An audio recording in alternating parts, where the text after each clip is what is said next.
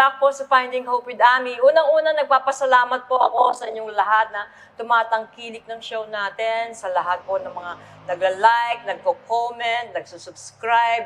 Ay, naku, sana po palagi pa ninyong suportahan itong ating show. Pero ngayon, mas lalo po kayo may inspire sa guest natin. Isa siyang health and wellness guru. Kaya pala ganyan ang itsura, napakaganda babae, napakabait, malapit sa puso ko. Talented, magaling na singer, artista, at syempre, magaling na nanay para sa akin. Asawa, di ba? Mga kapatid, welcome po natin si Miss Patricia Javier. Genesis! Yes, Genesis. That's my real name. Hello po sa inyo pong lahat. Thank you so much, my idol, Miss Ami Austria. Kumusta? Mabuti naman po. At saka, I'm happy na you invited me here. Ano pinagkakaabalahan mo ngayon? Ayun. I'm more busy with our family business. I'm helping po my husband na si Doc Rob, yung nagpapalagutok ng buto. Yung nag-a-align. Oo, nag-a-align, di ba? Kasi when your body is aligned, everything flows in the right direction. Correct. Tapos hindi ka na nag-aartista ngayon? Paminsan-minsan.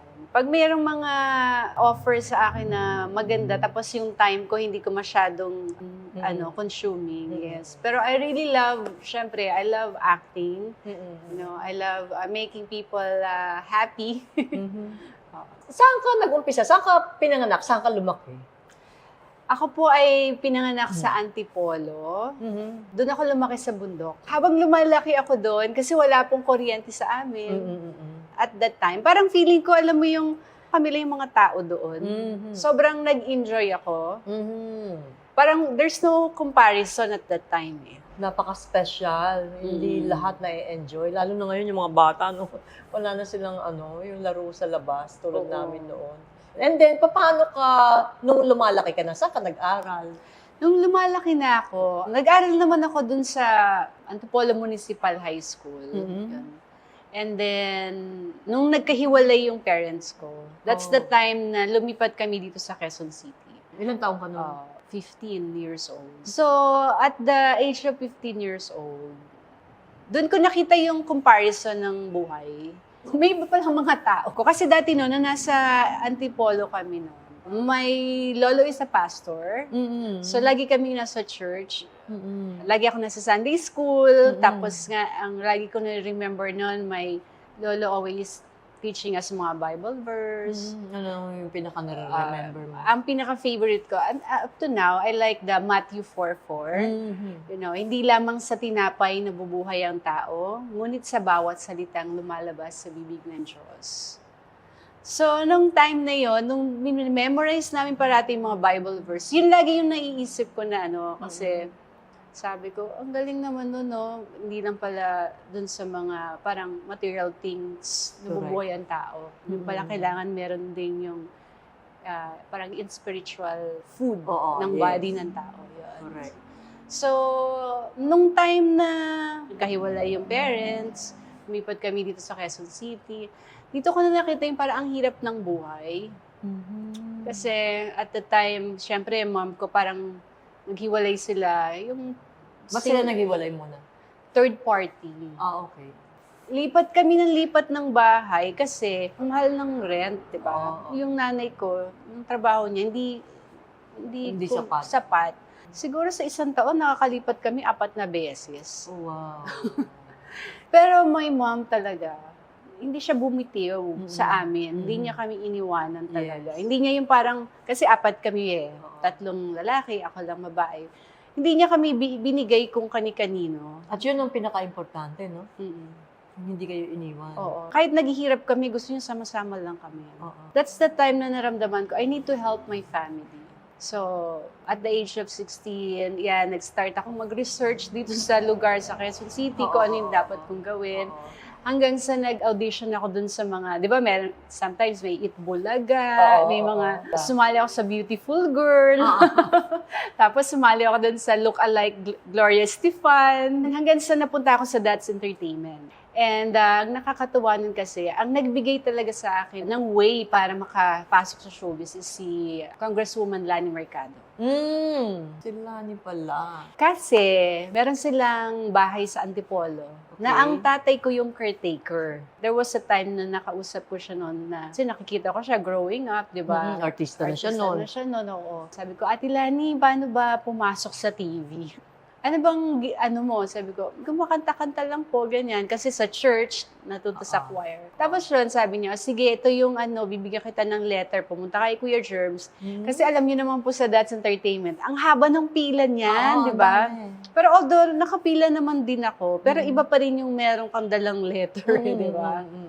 So, I always say na si Ate Lani nagbigay sa akin ng opportunity na makapasok sa showbiz at the time. Wow. So, nakapasok ka sa DATS? Yes, naging Tuesday, tapos naging Friday group. Kaya ako nakalipat kasi habang nagtrabaho ako, nag-school pa rin ako. Wow, ang galing mo naman. Hindi mo tinigil yung pag-aaral. Hindi ko tinigil, Aside dun sa nagdadats ako, lahat ng mga bars dito na mga kailangan ng mga solo singers, nag-audition ako parati.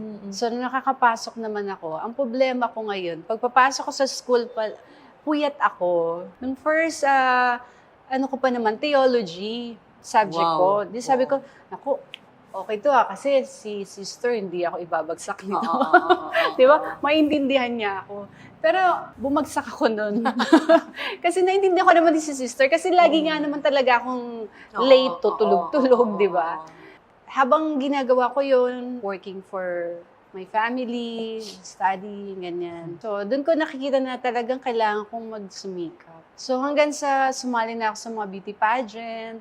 Not because kasi gusto ko yung maging beauty queen. Kasi alam ko, pag sasali ako doon, may mga premyo, di ba? Doon ako laging sa premyo. After ka dun sa prizes. Kung anong makukuha ko. So ngayon, ang pinaka-last na pageant na nasalihan ko is yung Binibining Pilipinas. Pero at that time, nung sumali ako, nasa finalist lang ako, hindi ako nanalo, hindi ako nagkaroon ng title. Iyak ako na iyak. Akala ko kasi yun na yung parang magiging chance ko para mas maging maayos yung buhay ko, di ba? Sa backstage, nandun naman yung nakilala ko yung naging manager ko, si Jessica Rodriguez. Sila dalawa ni Joanne Santos, sabi niya, uy, alam mo, ang liit ng face mo, tsaka pwede kang maging artista. Kasi yung mga face na ganyan, yung hugis-bigas, pang screen talaga yan. Dinala ako sa Viva. At first, nung nasa Viva ako, gumawa rin ako ng mga parang teeny bopper show. Nag-guest ako sa mga, TGIF, ganyan. And then, hanggang sa 2000, that's the time, parang nakita ni Boss Vic na, uy, parang hindi na siya teen. Yung hubog ng katawan niya, iba, ganyan. They gave me an offer. Doon ako nag-start. Bali, sabi kasi sa akin ni uy, Pecky Galiaga yan, Lori Reyes yan, mga award-winning directors. Sabi ko, Lord, ito ba yung magiging way para, mas lalong maging success. Hindi dahil gusto mong sumikat Gusto mong maka-out sa kahirapan. Trabaho lang for you. Sabi ko, nahihirapan na ako. Ayoko nang magpalit-palit ng bahay. Gusto kong bumili ng sarili kong furniture. Puro mga ang nasa mind ko na material things na at that time. Kasi nga, nandito ka nakikita mo yung paligid mo Hindi katulad nung nasa Antipolo ka, nakikita mo lang puro mga puno. Masaya na. Masaya na, di ba? Pagdating mo dito, parang you don't have contentment no? So yun na. Dumating na yung offer. Nauso nung na yun, 2000 na yun, mga sexy movies na. Hindi naman sinasabi ko na nagsisisi ako sa mga lahat ng ginawa kong bagay. Pero syempre, merong seed sa heart mo na alam mo yung kung ano yung kalugod-lugod sa paningin ng Diyos. But at that time, I tried to just block. Para alam ko, ayaw ni God to, pero God, dyan ka muna. Kailangan ko to ngayon. Habang ginagawa ko yung love scene, first time love scene, sabi ko sa directors ko, so lahat gagawin ko, ibibigay ko. Pwede ba one take lang? After nung take na yun, love scene yun, pag uwi ko sa hotel ko, dun ko naramdaman yung parang I was so ashamed. Yung parang, Lord, kailangan ko itong pagdaanan. Parang gano'n. Even, this is my past, pero pag ko yun, nagiging emotional pa rin ako dun sa moment na yun. Kasi parang, ba't kailangan ko itong pagdaanan? Pwede mo naman akong i-bless. Bakit kailangan ko pang pagdaanan? So, habang naliligo ako, alam mo yun, sabi ko nga, kala ko sa movie lang to, yung, pero nakinukuskus mo yung katawan mo para mawala yung dumi sa katawan mo. Kasi sa tubuhan din yun eh. Sabi ko na lang sa sarili ko, hindi, ginawa ko to, paninindigan ko na to. Hanggang sa, yun nga, nakilala ko, Patricia Javier. Paano ko say no, di ba? Parang, ang bibigat ng mga kasama ko dito. Mag-iinarte pa ba ako? Okay. Diba? Hanggang sa lahat na, ang dami nang dumating na na-work, ang dami nang dumating na yung mga material things sa buhay ko. Nakabili ako ng sopa, nakabili ako ng sarili kong kama, tapos lahat nung gusto kong kainin, nakakain ko, tapos natutulungan ko yung mga kapatid ko na pag-aral ko, lahat sila. Pero there was a time of my life, pag uwi mo sa bahay, pag mag-isa ka na lang, parang you feel alone. You feel, hindi ka masaya. Andiyan naman lahat, ba't di ka masaya? Parang there's something na kailangan mo pang, ano ba magpapasaya sa buhay ko, gano'n. So, nakita ng mom ko yun, na gano'n yung ko. Kasi kami ni nanay, magkatabi pa rin kami sa higaan. Dalaga ka na. Oo, hanggang sa nag-asawa yata ako, hanggang maging 28 years old ako. Katabi ko siya parate. So, nararamdaman niya siguro kung ano yung ko. Iba kasi yung ng nanay talaga. Tapos sabi niya sa akin, alam mo, lahat ng mga material things, lahat ng magaganda na to, ini-appreciate namin to. Pero kung ikaw naman sa sarili mo, you're not happy, parang baliwala lahat itong ginagawa mo. So, sabi niya sa akin, alam mo anak, magbasa ka ng Bible. Anak, magdasal ka. Ganun siya. Yung pagsabi niya sa akin, there's something ganun. Nanay ko kasi laging naglalagay ng Bible sa side table. Pagbukas ko ng ganun ko, Matthew 4:4. Hindi lamang sa tinapay na bubuhay ang tao, ngunit sa bawat salitang lumalabas sa bibig ng Diyos. Bumalik siya. Nag-remind pwede namang ibang verse eh. Napaiyak talaga ako. Sabi ko, hindi lang talaga sa tinapay o sa pagkain, sa material things, pwedeng mabuhay ang tao. Kung yung body mo, lahat nandyan, pero yung spiritual, life diba? Yung spirit mo naman gutom. Spirit ko gutom. Kasi syempre, parang namimiss mo yung time na parang alam mo, kahit anong mangyari, si God nandyan lang sa'yo eh. Nung time na yun, parang sinantabi mo nga, diba? Isang tabi ko siya. Pero hanggang kailan mo siya pwedeng isang tabi? That's the time na talagang napaload na lang ako nun. Umiyak ako, nag-pray ako, na humingi ako ng kapatawaran sa lahat ng mga ginawa ko. Sabi ko, baguhin mo po yung buhay ko. Gusto ko po lang karoon ng maayos na buhay. Wala naman po akong pinangarap no, kundi magkaroon ng magandang pamilya. Sabi ko nga sa inyo, di ba? Simple lang ako. Gusto ko lang talaga na sa bahay. Nung time na I asked for forgiveness, alam mo yung gumaan yung pakiramdam ko. Kinakondem mo ba yung sarili mo no, mga time na yun? I think so. Tapos, Kasi parang pag alam mong mali, tapos ginagawa mo, parang, di ba? Para sa'yo mali yun. Kasi you know already the word eh. Pero ginagawa mo pa rin. Na wala sa plano kasi ng Panginoon sa'yo yun. At hindi yun ang natanim sa'yo ng lolo mo. Pero later on in life, parang na-realize ko rin na siguro kaya rin nangyari, kailangan kong pagdaanan lahat ng mga nangyari sa buhay ko. Kasi baka ito yung pwede kang maging patotoo eh. Na yung nangyari sa'yo, kaya yung nangyari. Tapos napaglabanan mo, nakabalik ka sa Panginoon. Parents talaga natin, malaking factor sa pagbuo ng karakter, pagbuo ng karakter. Yung paglalagay ng tamang values. Opo. After the prayer, I feel good. Tapos maya-maya tumawag yung yung manager ko, si Jessica. Uy, meron kang show sa San Diego, California. Kinukuha ka ng community Filipino. Kakanta ka daw. Talaga? Tapos pumunta ako sa US. Pagpunta ko doon ko nakilala si Doc Rab. Yung husband mo. Yung napangasawa ko. Sobrang ni God, yung parang pag humikang kapatawaran. Sabi nga nila, pag may nag-close ng door, biglang may mag-open. I think this was after 3 years. Kaya nga sabi nila, at the height of my career, parang bigla akong nawala. Kasi nga, nakilala ko yung si Doc Rob. Dapat talaga, pag nagpe-pray tayo, specific tayo sa mga gusto natin, di ba? Sabi ko kasi, sanay kasi ako may pumupunta sa bundok nun yung mga misyonaryo na mga puti. Sabi ko, ay sana, ganyan mga asawa ko pagdating ng araw, para yung mga anak ko magaganda, di ba? Yung may lahi.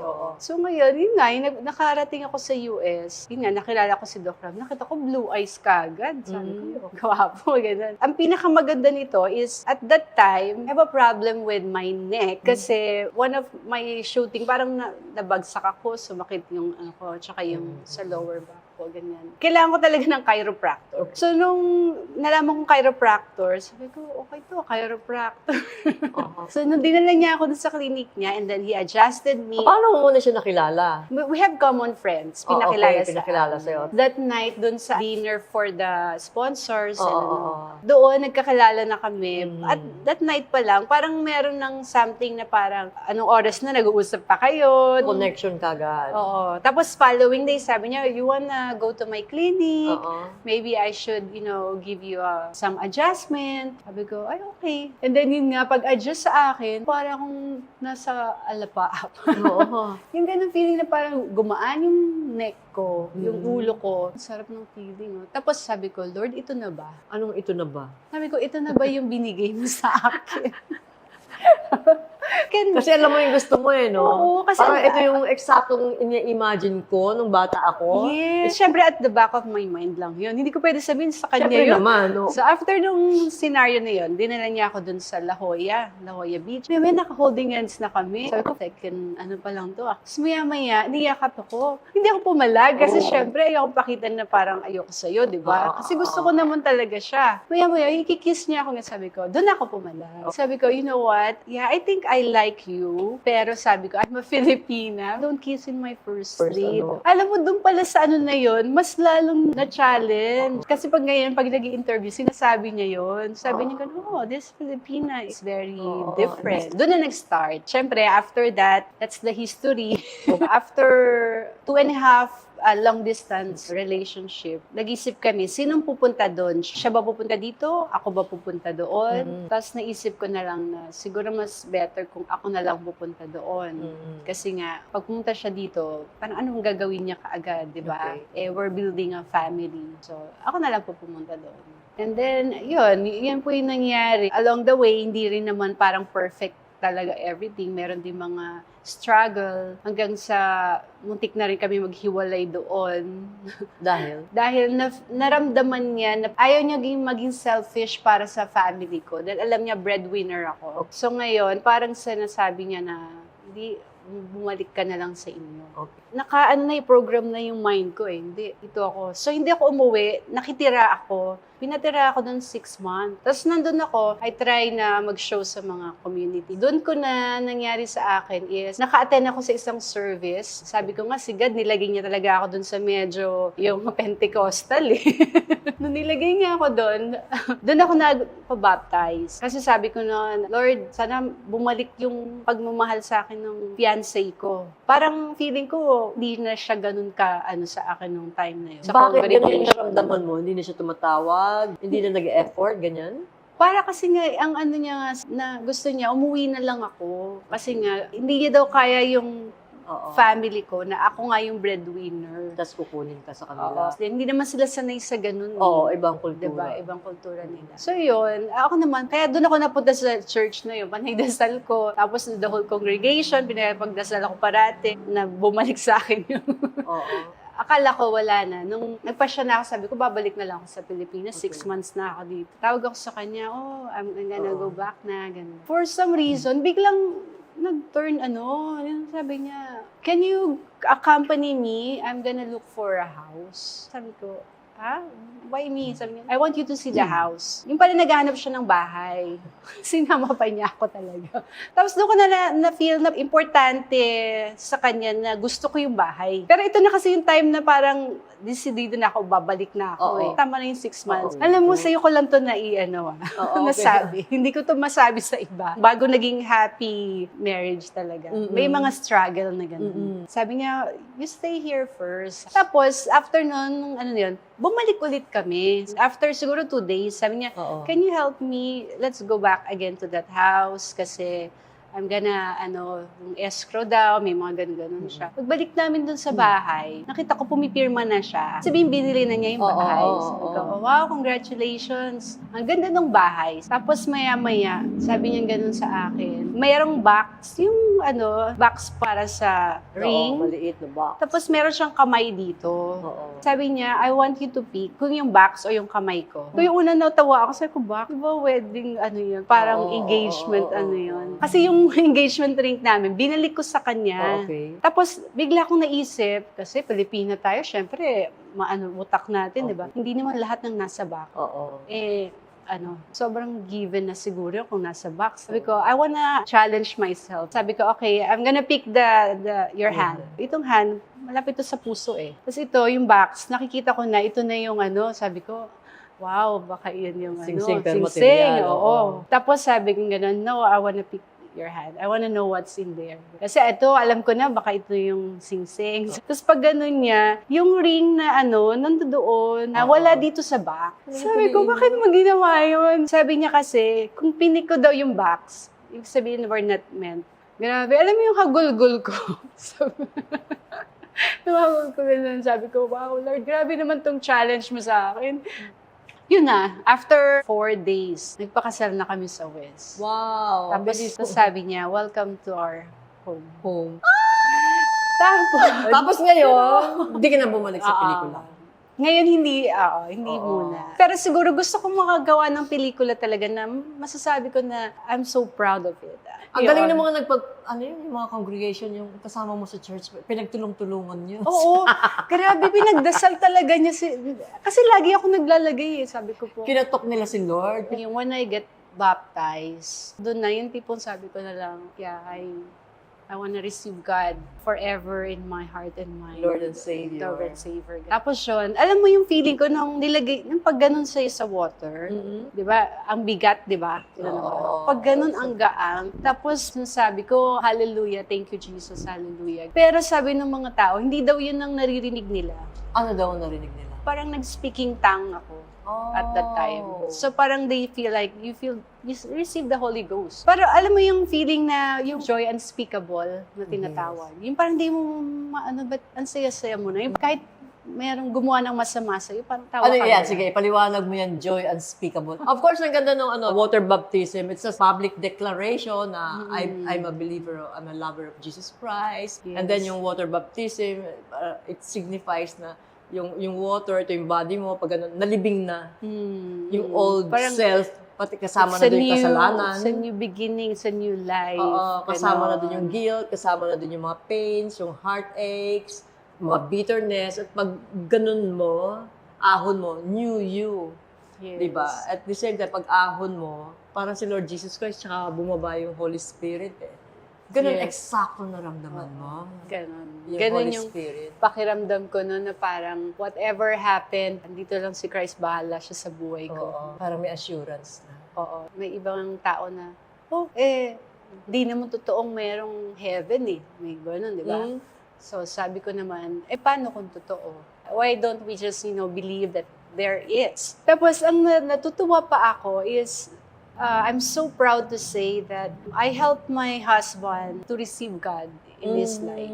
Nagpa-baptize din siya doon sa church. Kasi naniwala siya. Sarap ng feeling pag may nasa-save ka na soul. Yes. Di ba kahit isang nga lang daw, talaga isang soul lang ang masave, nagsa-celebrate lahat ng angels sa heaven. Kaya sabi ko nga, God is so good talaga na kahit tayong mga tao, syempre tao tayo, yung marupok tayo, madali tayo magkasala. Pero si God, andyan lang po siya. Naghihintay lagi para sa atin. Naghihintay para humingi ka ng tawad kasi gusto ko niyang patawarin agad-agad. Yung ba yung sinasabi mo rin na kasama yun sa joy unspeakable mo? Yes. Na kahit anong mangyari, sabi mo, okay ka lang. Kahit na may problema, yun ba yun? Yes. Kahit anong struggle mo na ngayon sa buhay mo. Kahit anong challenges? Kahit anong challenges. Parang maisip mo na lang na, kaya nga ako nabubuhay kasi kasama yung stress na yun sa buhay ko. Pag hindi ko na naramdaman yun, dead na ako. So, masaya ka pa rin. Medyo, of course, hindi ka be Oo. grateful. So, ngayon, I think we need to really learn how to handle yung every situation in a positive way. Nyari, hindi natuloy yung binabalak mong plano. Isipin mo na lang, ay, baka nilalayo lang ako ni God sa kapahamakan, kaya hindi to natuloy. Yung parang ganun ka na ngayon tumingin about life. Hindi yung katulad nung parang, you will be sad, you will be so angry. Expected pa rin kasi ang puso mo na alam mo may Diyos na nangangalaga sa'yo na hindi ka pababayaan at hindi ka iiwanan. So kung ano man itong nangyayaring ito, pangit man sa paningin ng tao, pero alam mo kasi may mas maganda siyang plano. Yes. Dahil nandyan siya. At saka yun, one thing din na yung I learned is we need to love ourselves first. Kasi yun naman gusto ni God, yung mahalin muna natin yung sarili natin, ang buong buo. Mahalin natin ang Panginoon, syempre sa una. Pag minahal mo yung Panginoon, parang magkakaroon ka ng respeto sa sarili mo na this is the body of Christ. Pag minahal mo yung sarili mo, yung mga tao na gusto mo na mahalin ka, pero hindi ka nila minamahal, hindi ka na magagalit sa kanila. Whether they're there or not, you're okay. Parang ituring mo yung sarili mo, katawan mo, this is my best friend. Ito muna, kailangan ko munang pagandahin ang katawan ko, alagaan katawan ko. You know, God will love when He see me, I'm doing good. Tapos yun, makikita na lang yun ng mga tao sa'yo na parang, ay, mas lalong they respect you. Amen. Oo, pinagpapahalagahan mo kasi yung sarili. Ilan na anak mo? Two boys. Dalawa. Si Ilang taon Robert na at sila? si Ryan. Robert 17 and tsaka Ryan. 13. Oo. Kumusta? When you receive Christ in your life, sobrang blessing every day. Yung sabi ko kasi nung dati, Lord, bigyan mo ako ng lalaki na magmamahal sa akin. Ng unconditional. Yun ang lagi kong dinadasal kasi nga, meron ako insecurities sa sarili ko. Ang bait ni Lord, binigyan akong 2 lalaki Hindi na lang isa, 2 pa. Diba? Paano mo sila pinalaki, yung mga anak mo? Tulad din ba ng lolo mo? Na tinuturo mo rin sa kanila yung Word of God? Yes, oo. Prayers talaga po, very powerful yan sa mga bata. Bata pa lang sila, bago sila matutulog, sasamahan ko lang yan. Sasabihin ko, mga anak, let's pray this ha. Okay. Tapos di ba lagi yung mga bata nagkakaroon ng mga panaginip na hindi maganda, di ba? Lalagi kasi sabihin sa anak ko, sabihin mo ganito ha, pag Mga nightmares talaga. Oo, nightmares ka, sabihin mo, in Jesus' name, I rebuke you, stay away from my sight, you cannot touch me, I'm the Son of God. Hallelujah! Amen! Yun Oo. laging sinasabi ko sa mga anak ko. So yung mga anak ko ngayon, pag nananaginip sila, yun lagi sinasabi nila. Oh, mom, that's effective, ah. Ganun. Totoo kasi, hindi ba, yung mga bad spirits daw, marinig lang ang pangalan ni Lord Jesus, nanginginig na yung mga yun, kaya umaalis na sila. Yes. You practice your authority. So, yung mga anak mo, bata pala, alam na Meron nila na yung ganun. authority nila. Oo. Tapos, syempre ngayon, they're growing up na it's very important yung environment po kung saan natin sila ilalagay. Kasi pag malalaki na mga bata, may sarili na silang isip. Sometimes, ayaw nilang makinig sa parents, no? Mas nakikinig sila sa ibang tao. So ngayon, ilagay po natin sila sa mga lugar na talagang yung mga nandoon is meron silang takot sa Panginoon. Yung mga anak ko nilagay ko dun sa school na Christian school. Okay. Kasi doon, bago magpipray muna sila, tapos mga kasama nila doon na mga kabataan din. Oo. Ganun din yung way ng mga parents. Tapos, dali mo sa Sunday school. Yung makakakilala sila sa Panginoon. Dahil utos naman ni Lord yan, di ba? Ipakilala niyo ako sa mga anak ninyo. Tapos, di ba, they fellowship with them. So, yung mga environment nila, yun na nakaka-anuhan nila. Di ba? Train your child, di ba? The way they should go. Para pag laki nila, hindi sila mapahama. They will never forget that, no? Hindi nila makakalimutan. Kung ano yung mga tinuro mo. Yung planting a good seed in their heart is really very important, that there is really a loving God na whatever happens sa kanila is andyan lang si God, no? Hindi sila makakaisip ng hindi maganda na mawala dito sa mundo. Kasi may takot sila sa Panginoon. Amen. Hallelujah. Praise God. Yung mga mo, alam nila? Yung mga naging movies mo? I'm not sure lang, pero alam mo, sa totoo lang, growing up, parang inaanohan ko sila na, oh, mommy is Pin-repair mo na sila doon? Sabi ko, mga anak, syempre, makikita niyo yan sa mga social media, that's mommy's, past life. Okay. Syempre, if you're classmate will say, oh, your mommy is like this. Sabihin nyo lang, that's work from the past when she's single. Now she's a mom. Ganon. Sinasabihan ko kagad na ganon. Oo. Kaya ngayon naman po, ang ginagawa ko po, as much as I can, which is I love doing it, you know, I joined to this community of women, empower women na they love to help the community. Okay. Gusto ko lang matanong kasi ang dami ngayon mga kids din na dahil may mga pagkakamali ang magulang nila, may bitterness sila eh. Pero ikaw wala. Ano yung sabi mo nga, yung tatay mo nagkaroon ng third party pero ikaw hindi ka nagalit. Anong ma-advise mo dun sa mga bata na gano'n, na nagkaroon ng magulang na nagkaroon ng problema?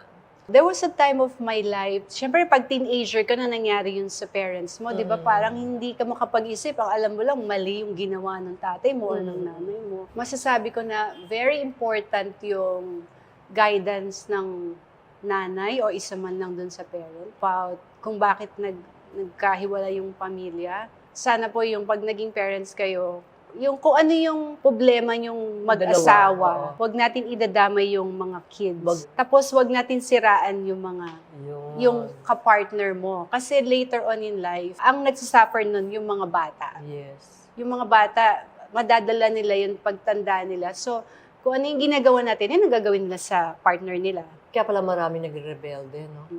Yun. Nagkakaroon ng galit sa parents. So, I think one of the best thing na ginawa ng mom ko is hindi niya sinabing, oh, kalimutan niyo yung tatay niyo, hate niyo. Hindi siniraan. Hindi. Lagi pa rin siya, kaya nga hanggang ngayon, kasama pa rin namin yung tatay ko. Yun nga, when I get baptized, when you're new person, forget lahat ng past. Oo. Siguro sa mga kabataan, isipin nyo lagi na everything happened for a good reason. Sabi nga ng ko, siguro kung hindi nagkahiwalay yung parents mo, nasa bundok ka pa rin. Siguro nakapangasawa ka lang ng mga doon, di ba? Simpleng buhay nga lang. Oo, simpleng buhay nandoon ka siguro ngayon. Tapos parang iniisip ko lang, oo nga no. Pero at the time naman sabi ko, happy naman din ako na nandun ako sa bundok lang. Di ba? Oo. Pero yun nga, pag iniisip naman hindi, may plano sa iyong Diyos. Gusto niya mas malaki yung gawin mo. So, ano ma-advise mo naman sa mga tao? Ayan, yung simple lang ang buhay nila. Tapos, kasi ngayon ang dami talaga gagawin ng lahat for material things talaga. Based dun sa naging experience ko, na nakamit ko lahat yung mga material things na gusto ko, pero at the end of the day, I'm not happy. Sana po, kung ano man po yung meron kayo ngayon, parang always be grateful. Ang the best po is, yung malakas ho ang pangangatawan natin. Okay. Yung tayo po, mentally, physically, fit tayo, healthy tayo, yun, kayamanan na po yun. Spiritually. And spiritually. Yung tatlo na yun, kailangan magkakasama yun. Dahil kung wala ka nang spiritually, hindi ka pa rin magiging masaya. Correct. Kasi yun yung totoong tayo, di ba? Yung spirit natin na nakatira lang sa katawan na to. Maging kontento tayo kung ano yung blessing na tatanggap natin. Pero we need to also do our best na habang nabubuhay tayo, mahininga tayo, think something na kung paano tayo mag-grow as a person, as a human being, or how can we have a good impact in our community. Amen. Diba? Amen. Everything start with the family. Diba? Sabi nga nila, bago ka maglinis ng ibang bakod, yung bakod muna natin linisin natin. Diba? Tama. Tapos, pangalawa, yun, yung kung okay na yung bakod mo, share the blessings. O, para doon sa mga dalaga dyan, na Dalaga, tulad mo. oo. Oo. Di ba, ang daming babae, gusto nila mag-asawa, gusto nila magkaroon ng love life. Ano mas bibigay mong advice sa kanila? You pray for your partner, your future partner. Hindi yung gusto, hindi yung gwapo, hindi yung nakikita ng mata. Yung gusto ni Lord, gano'n. I think it's really, di ba sabi ko nga po, be specific with our prayers, di ba? Pag sinabi mo, Lord, sana po, ang bigay mo po sa akin na lalaki is ganito po. It's so powerful talaga. Lahat ng lumalabas sa bibig po natin. Kaya maging aware tayo sa mga sinasabi natin. Maging maingat. Oo.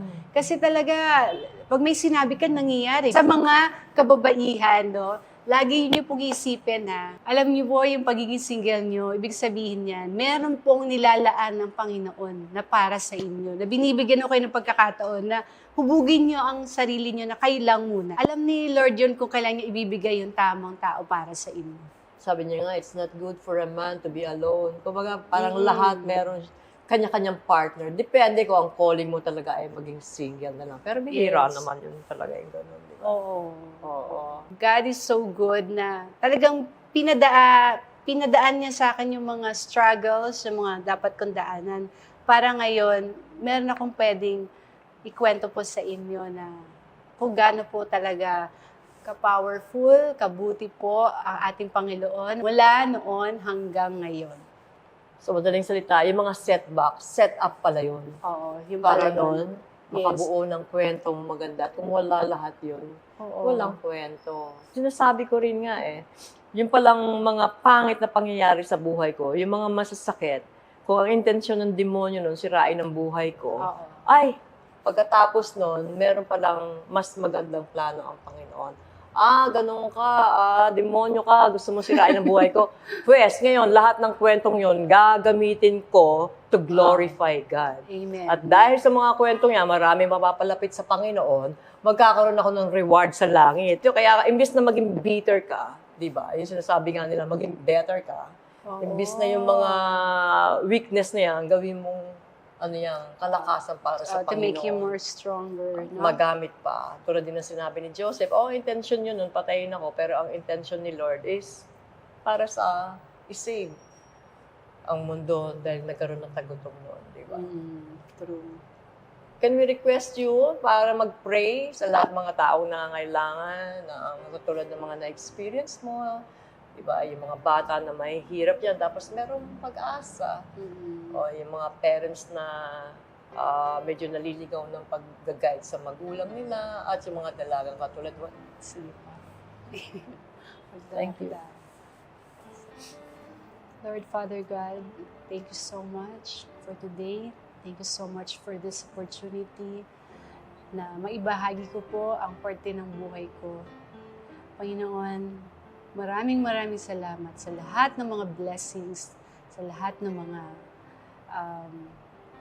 love, lahat ng understanding, lahat ng mga ibinigay niyo po sa aming pagpapala. Panginoon, sana po sa lahat ng tao na makakapanood po ng interview na ito, sana po yung maging blessing po ito sa kanila, sa lahat po ng mga inang kagaya ko, na may mga ina na nangangailangan po talaga ng tulong niyo, Panginoon. Sana po itulungan niyo po sila na magkaroon po sila ng mahabang pasensya, at unconditional love parati sa kanilang mga anak at para magabayan po nila ang kanilang anak. Lord, sa lahat naman po ng mga kababaihan na talagang nangangarap na magkaroon ng partner in life or mga gusto nilang mangyari sa kanilang buhay, Panginoon, i-bless niyo po sila at ipakita niyo po sila sa kanila po, Panginoon, na kayo po ay lagi pong nandyan sa kanilang tabi sa lahat ng panahon, Panginoon. At dinadalangin ko po na ang lahat ng mga kabataan sa generasyon na ito, na sana po ay mas lalo pa pong magkaroon po ng takot, ng faith po sa inyo, Panginoon. Gaya nga po dun sa verse na Matthew 4:4, hindi lamang sa tinapay na bubuhay ang tao, ngunit sa bawat salitang lumalabas sa bibig ng Diyos. Na sana'y malaman nila, Panginoon, na hindi lang po yung katawang tao ang kailangan pakainin po natin. Kailangan po namin na karoon ng more kaalaman about the spiritual life, Panginoon. Dahil ito po ang talagang kailangan namin. Then we know that everything in this earth is just temporary. Yes. But the love and also the eternal life is always with you, O God. Lord, please bless Miss Amy sa kanya pong programa na ito. Thank you. At si Pastor na maipagpatuloy po nila, Panginoon, ang kanila pong ginagawang misyon na maihatid sa lahat ng mga sa community, sa lahat na makakapanood po nito, na kung gaano po ang inyo pong pagmamahal sa lahat ng tao sa buong mundo, Panginoon. Lord, sana po matouch ang bawat isa na sila po ngayon ay magkaroon po ng isipan o sa loobin na humingi ng kapatawaran sa lahat ng mga kanilang nagawang kasalanan. Yes, Lord. Alam ko po, Lord, na nandyan lang po kayo, kailangan lang po namin kumatok sa inyo, kailangan lang po namin ibigay lahat ng suliranin namin sa aming buhay. Yes. Kaya Panginoon, maraming salamat again, and to God be the glory. Amen. Amen. Gusto ko lang pong kung sino man po sa inyo, ang pinupush po namin dito ay magkaroon ng personal na relasyon sa Panginoong Diyos ang bawat tao. Kung meron man po sa inyo hindi nakakasiguro na, ako ba may personal ba akong relasyon sa Panginoon? Kasi kung meron kang personal na relasyon sa Kanya, pangako niya, hindi Kanya iiwanan, hindi Kanya pababayaan, pangako niya, nabibigyan Kanya ng buhay, ng kaligtasan. Matapos man ang lahat sa mundong ito, meron kang buhay na walang hanggan, Amen. kapiling ang Panginoong Hesus kung ipagkakatiwala mo ang buhay mo sa Kanya, kapatid. So, kung ikaw yung kapatid, gusto mo ipagkatiwala ang buhay mo sa Panginoong Hesus at gusto mo magkaroon ng personal na relasyon sa Kanya, alika, manalangin tayo. Kapraso lang to. Sumunod ka lang sa akin. Sabihin mo, Panginoong Hesus, tinatanggap kita Tinatanggap kita bilang Panginoon ko bilang at tagapagligtas. tagapagligtas. Patawarin mo ako Patawarin mo sa lahat ng mga kasalanan ko. lahat ng mga kasalanan Ikaw na ang maghari sa buhay ko. ko na magalis. Ikaw na ang manguna sa puso ko. Maraming salamat din sa banal na Espiritu na iiwanan mo sa akin, kasama ko, upang i-comfort ako, turuan ako, hindi na ako mag-iisa sa buhay, lagi ko na siyang kasama at nandyan para palaging ipagtanggol din ako. Maraming salamat, Panginoong Hesus. Sa iyong pangalan, ito ang aking dalangin. Amen. Amen. Lord, alam niyo po ako sino ang lahat ng mga nag-pray. Hinihiling po namin na magkaroon sila ng personal encounter sa iyo. Makilala ka nila ng lubusan, ma-enjoy nila ang presensya mo at makita nila na ikaw ang Diyos na buhay na hindi nagpapabaya, na laging nangangalaga at laging nandyan, maaasahan at nagmamahal sa kapatid kong nanonood ngayon. Maraming salamat po. Sa iyong pangalan, Panginoong Hesus, itong aming dalangin. Thank you very much sa lahat sa inyo nanonood ngayon. Hanggang sa susunod. More blessings po sa inyong lahat. At Share your lalo sa iyo. blessing.